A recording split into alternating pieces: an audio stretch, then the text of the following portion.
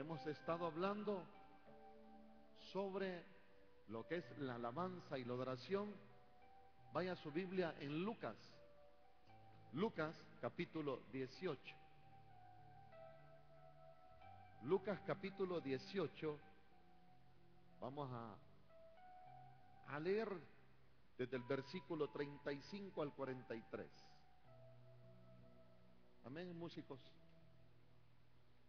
Ahí sentaditos van, si puedes alcanzar una silla si quieren.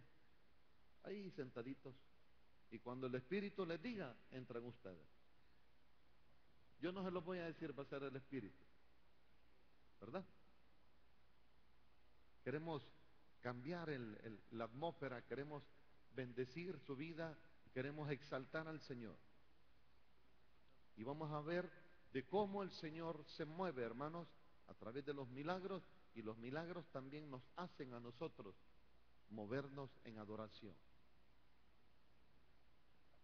¿Estamos listos, hermanos? Dice el Señor en Lucas 18 al 35 en adelante.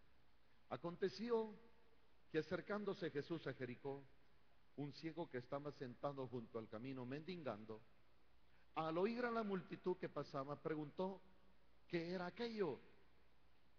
Y le dijeron que pasaba Jesús el Nazareno. Entonces dio voces diciendo: Jesús, hijo de David, ten misericordia de mí. Y los que iban delante le reprendían para que callase, pero él clamaba mucho más: Hijo de David, ten misericordia de mí. Jesús entonces, deteniéndose, mandó a traerle a su presencia, y cuando llegó le preguntó diciendo: ¿qué quieres que te haga? Y le dijo: Señor, que reciba la vista.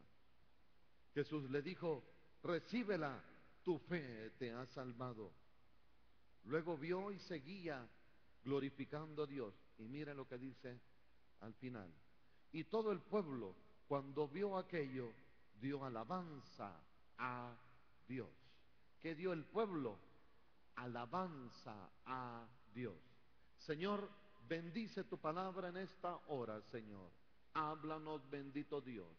Tenemos hambre y sed de ti. Señor, te queremos alabar, te queremos glorificar, te queremos exaltar, bendito Dios. Por eso, Señor, te suplicamos que nos enseñes, Señor, que nos guíes a rendirte, Señor, toda alabanza y toda adoración. Disponemos, Señor, nuestro ser, nuestra alma, nuestro espíritu, para que tú nos ministres, Señor, en el poderoso nombre de Cristo Jesús. Amén y amén. Puede sentarse, hermano. Hermanos, los milagros, fíjese bien, desatan alabanza a Dios. Ese es el tema de esta mañana. Hermanos, los milagros desatan alabanza. Esta persona terminó, hermanos, afectando a un pueblo, afectando a una comunidad, afectando a una familia del milagro recibido. Pero para que el milagro pueda ser recibido, para que el milagro, hermanos, pueda llegar y darse, nosotros necesitamos hacer algunas cosas, tener una actitud como la que tuvo este ciego. La palabra no dice si este ciego era ciego de nacimiento o con el correr del tiempo había quedado ciego. No lo dice. Mas sin embargo dice que estaba ciego. Estaba ciego. Y cuando esta persona ciega escuchó, vio que Jesús iba pasando, hermanos, se movió. ¿Qué es lo que nosotros debemos de hacer como iglesia, como pueblo? Movernos. Cuando Dios, hermanos, cuando Dios está pasando, la gente no se puede quedar callada. Cuando Dios se está moviendo, algo sucede. Y por eso me llamaba mucho la atención esta experiencia, esta narración de este hombre, hermanos, que escuchó de Jesús y que intentaron detener, pero no no dejó, hermanos, que opacaran, no dejó que lo humillaran, no dejó que lo callaran, sino que luchó con sus medios, luchó con lo que tenía. ¿Y sabe qué es lo que tenía este hombre? Su garganta. Su garganta dio gritos, hermanos, hasta que Jesús lo escuchó. Jesús, hermanos, cuando nosotros lo alabamos, cuando lo adoramos, hermanos, Él nos oye y oye el clamor de cada uno de nosotros. Vayamos un poquitito a la palabra. Mire lo que dice en el versículo 35.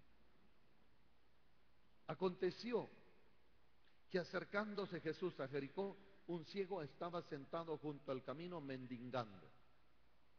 Hermanos, Jesús es el que se acerca. ¿Qué dice? Aconteció que acercándose Jesús. Jesús es el que nos busca. Jesús es el que está constantemente buscando o llamando nuestra atención para que nosotros podamos, hermanos, acercarnos a Él. Jesús está hoy en día en esta iglesia. Su Espíritu Santo se mueve en esta iglesia. Hermanos, el Espíritu Santo se mueve en El Salvador y quiere bendecir nuestras vidas. Pero dice la palabra que en El Salvador, o que en este lugar, en Jericó, había un ciego. Que había un ciego, y este ciego estaba sentado. O sea, hermano, cuando yo miraba la palabra sentado y que era ciego, o sea, estaba cómodo, resignado a vivir ese ambiente, esa circunstancia. Hay un momento determinado que nosotros nos acomodamos al ambiente, nos acomodamos a donde estamos, nos acomodamos a lo que somos, hermanos, y finalmente aceptamos, decidimos caminar así, en pecado, como pecadores. Hay un momento determinado que el diablo te ha atado tanto que no tenemos fuerzas para poder pelear. Hay un momento determinado que la enfermedad, que el problema, hermanos, que es tan grande, o lo hemos visto tan grande, y hemos hecho a Dios tan pequeño, que ese problema, hermano, ya no lo podemos superar. Este ciego estaba sentado, estaba cómodo. Hasta colchoncito le habían puesto al banco. Y se habían mandado a hacer 3 bancos más para estar ahí, cómodo. Tenía su esquina, tenía su calle, tenía su lugar. Hermanos, usted no debe de aceptar esa circunstancia que usted sabe que no está bien. Usted debe de luchar por ser mejor. Usted debe de luchar por ir más allá. Usted debe, hermanos, de moverse. Porque este este ciego, el enemigo, al final lo había mandado, hermanos, a mendigar. Y ahí nos lleva el diablo a nosotros. Terminamos siendo, hermanos, el hazme reír. Terminamos siendo del enemigo eso. Porque el enemigo nos hace pecar, nos hace que nosotros pequemos. Y cuando hemos pecado, fíjese bien, nos exhibe. Es una característica del diablo, nos exhibe.